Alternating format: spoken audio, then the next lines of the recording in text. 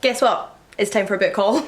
Hi everyone, welcome back to my channel for exactly what you think you're getting, a book haul. It's that time of the month again where we look at the books that have made their way into my house since the last time I filmed one of these, and there are a few. So let's not waste any more time and let's just crack on and look at the books. So these first three books I picked up all in one go, 3 hardbacks. I was not expecting to buy this many at once or spend this much money when I went to Waterstones that day, but I did. So I actually created a little reel and TikTok for this trip to Waterstones to share that little experience with you that I'll link down below if you're interested in. And I only went in for one book. I went in for this book here, but managed to come out with 3. So obviously I'll show you them all. I don't feel terribly guilty that I did treat myself though, because the whole point of that little relaxing afternoon out, visit to Waterstones, chill in the cafe, pick up a book I was excited for, was because I just very recently had an offer for a new book deal. So I was celebrating and I'm super excited to share more about that when I can. But the books I picked up to read, not write, in Waterstones included Daughter of the Moon Goddess by Sue Lynn Tan,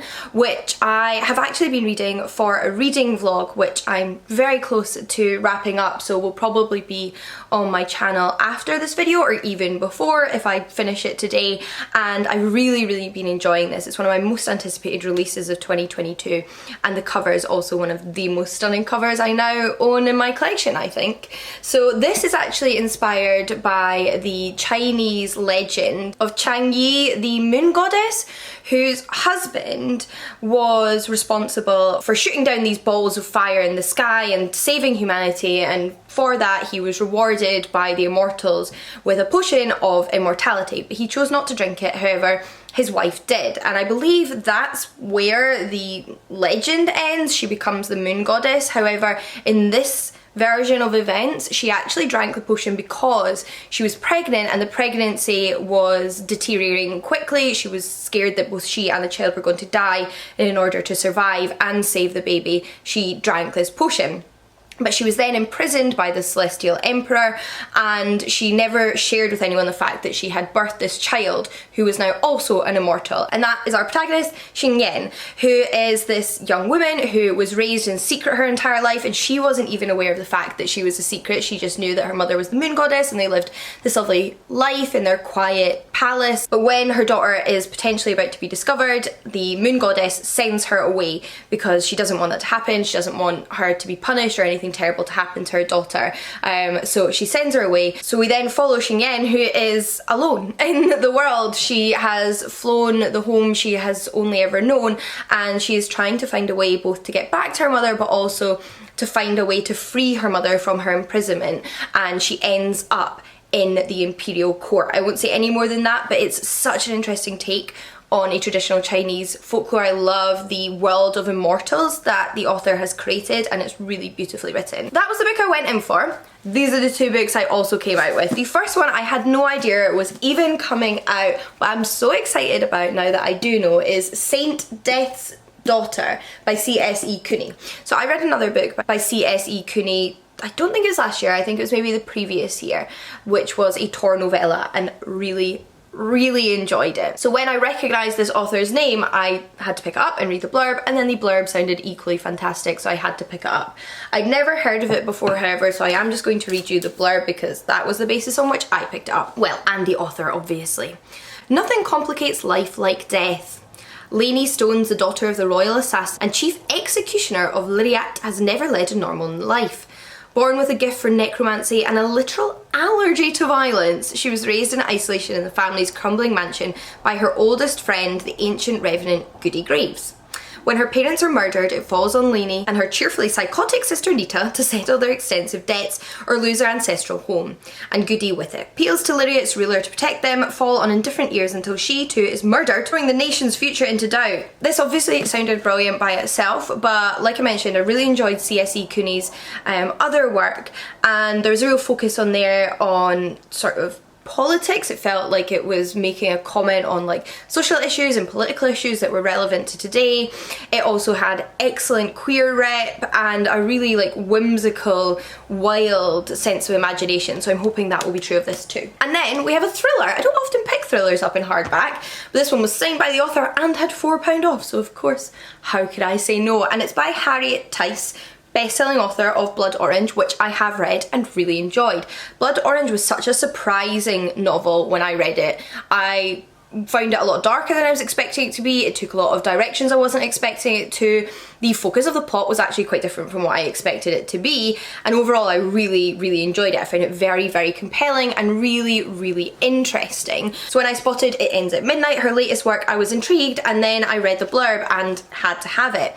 It's set at a New Year's party, a New Year's Eve party by the sounds of it, and I don't know if there will be flashbacks, but the main events certainly seem to be based entirely on that night, and someone at that party is going to die. So of course I imagine we will be exploring the motivations and the reasons behind this death, what happened, how it happens, in this kind of like closed environment, which I really enjoy. Plus it's set in Edinburgh, which is fantastic. I love reading books set in Edinburgh, particularly crime thrillers. Don't know what that's about, but very excited to try out another work by Harriet Tice. Then another book I actually picked up a little while ago and completely forgot to include in my last haul, but definitely wanted to make sure you were aware of it, is Love That Journey for Me, The Queer Revolution of Schitt's Creek by Emily Garside. So this is a fantastic little book. I've already read it. I'll talk about it more in my wrap up, but it's a small non-fiction like media TV criticism book all about the impact that Schitt's Creek, the television show, has had on queer television in general,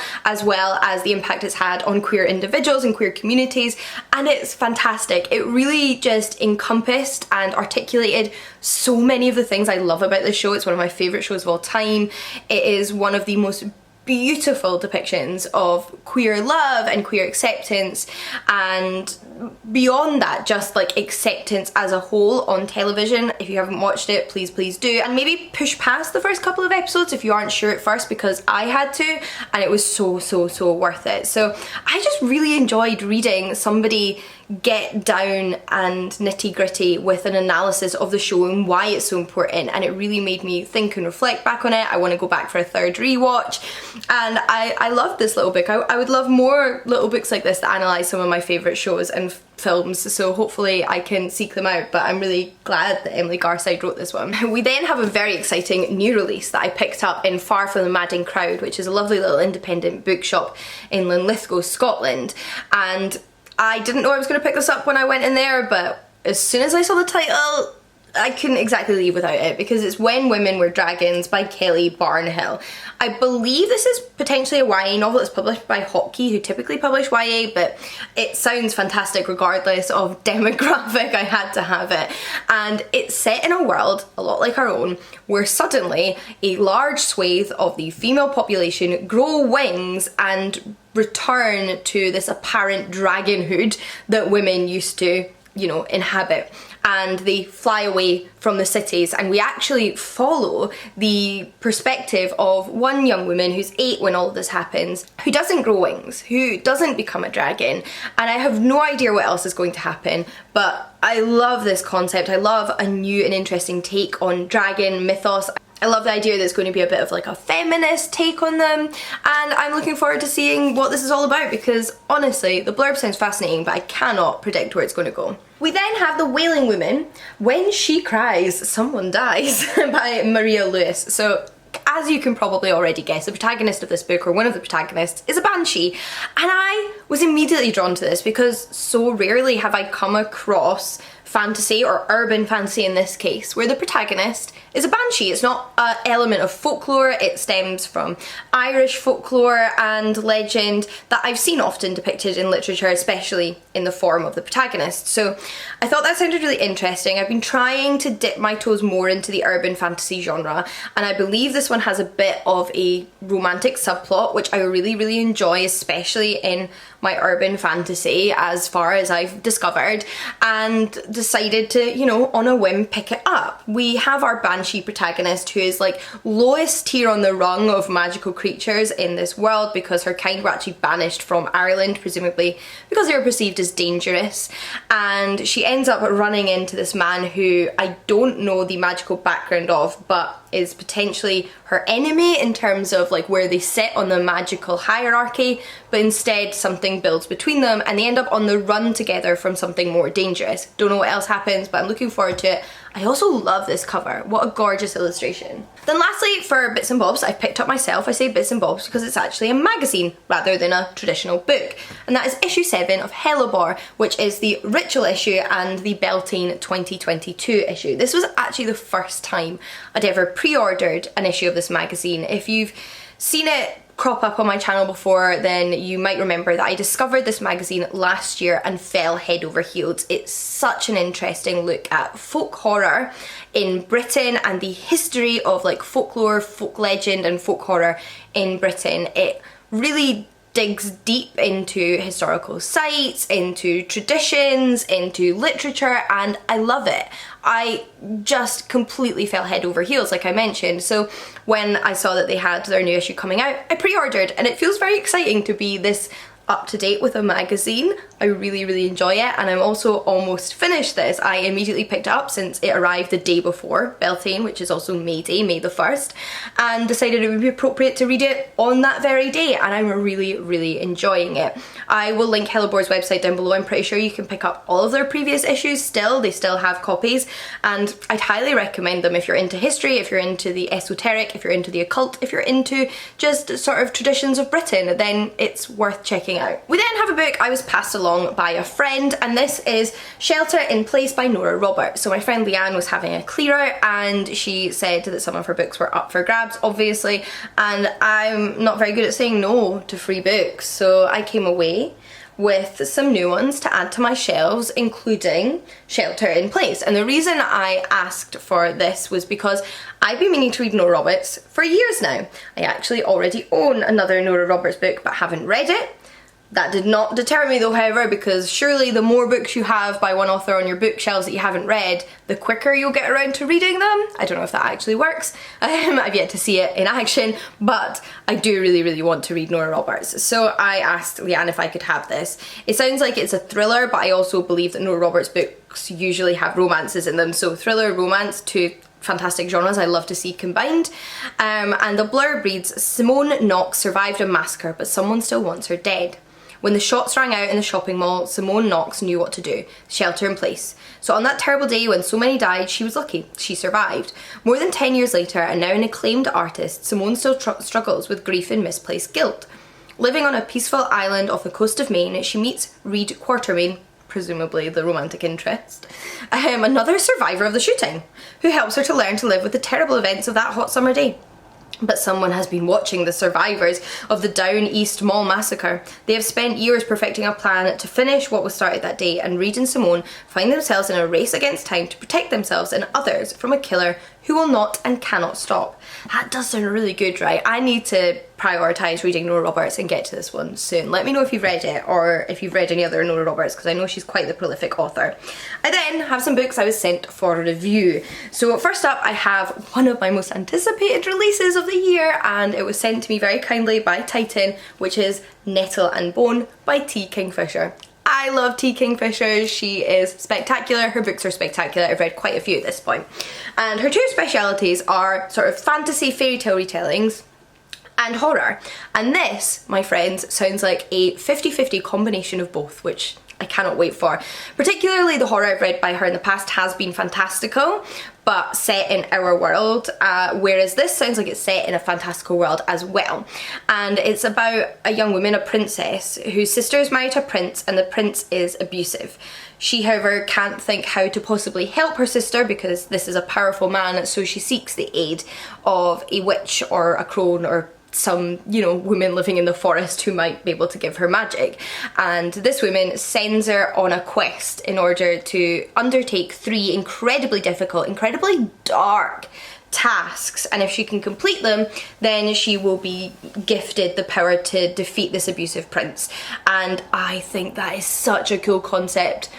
T. Kingfisher has such an incredible imagination. She does really interesting things with traditional fantasy tropes, and she creates very, like, on the edge of your seat mysterious horror, so can't wait to see that all come together. Then I actually have 4 books all published by, or soon to be published by, Pan Macmillan / Picador, which is an imprint of Pan Macmillan. So the first one is a thriller which comes out in April, so I take it back, it's already out, which is Into the Dark by Fiona Cummings. I love me a thriller. I'm always up for trying new thriller authors, and Fiona Cummings is someone I haven't tried yet but I've heard good things about. The blurb reads, one morning, Julianne arrives for her weekly run with best friend Piper Holden to discover an eerie scene. The kettle is still warm, phones are charging on the worktop, the cars are in the garage, but the family is gone.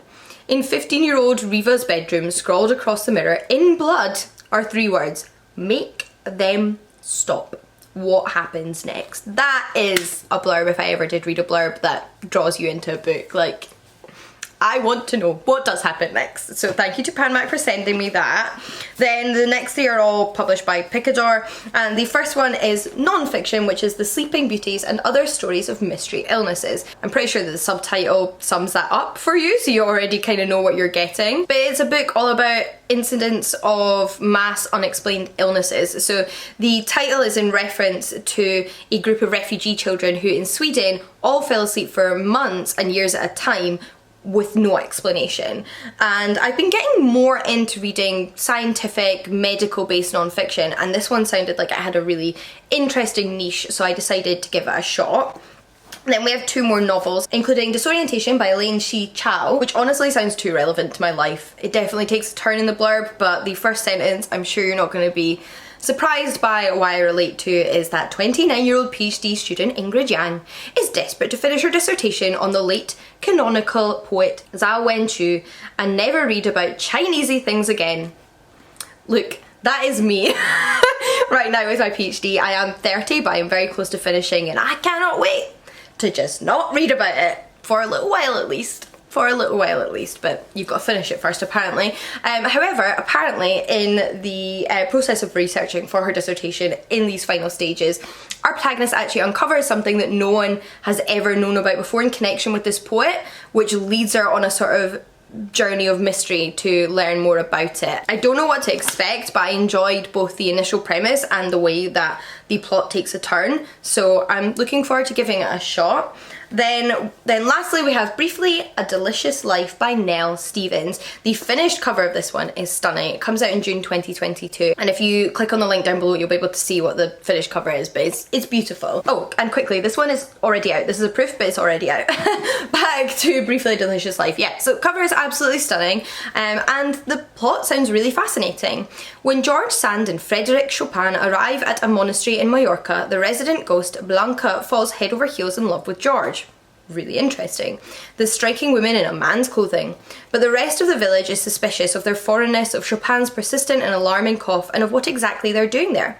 From acclaimed and adventurous writer Nell Stevens, this richly witty and utterly compulsive debut novel is about creativity, yearning love, and the surprising consequences of one woman wearing a suit and wandering into a Mallorcan village smoking a cigar. Sounds like it's queer, like it plays with gender, and also a ghost that falls in love with a human. Always into that. So those are all the books that I have recently added to my bookcases and already started reading in some cases, so look out for that reading vlog if it's not up already, and let me know if any of these sound interesting to you, if you've read any of them, if you have any thoughts on whether you think I'll like them or not, and until next time, happy reading. I'll see you all again soon. Bye everyone!